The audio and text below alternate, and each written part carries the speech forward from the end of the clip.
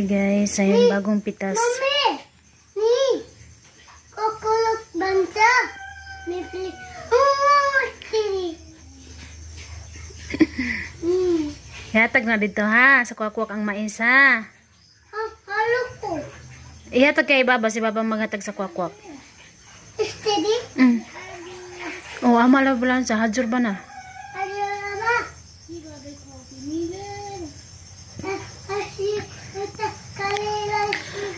Nausap ako ni RG guys eh. So yun guys, bagong pitas. Yung binan kong si ama yung nag-ano nito, nag-harvest. Yan, at saka nagkuha din siya ng 4 na mais. Ayan, uy. Tapos may bayabas, 3 to. Yung 2 doon.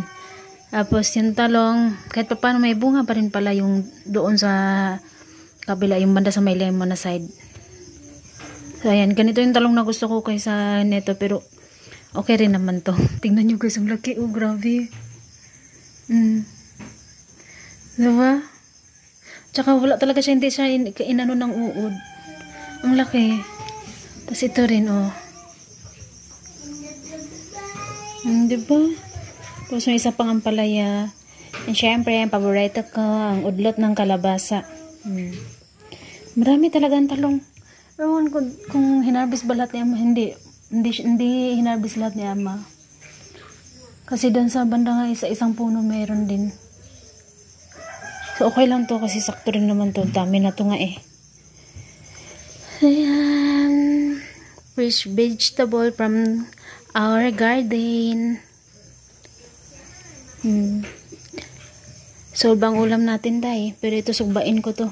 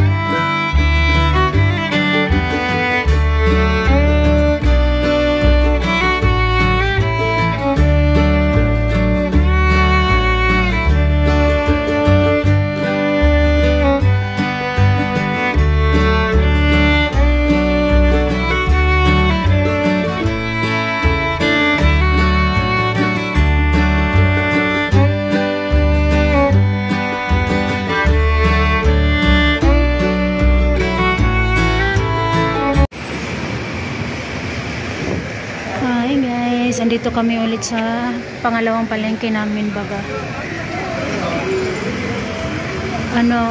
Pangalan ng palengke namin dito is Narianpur.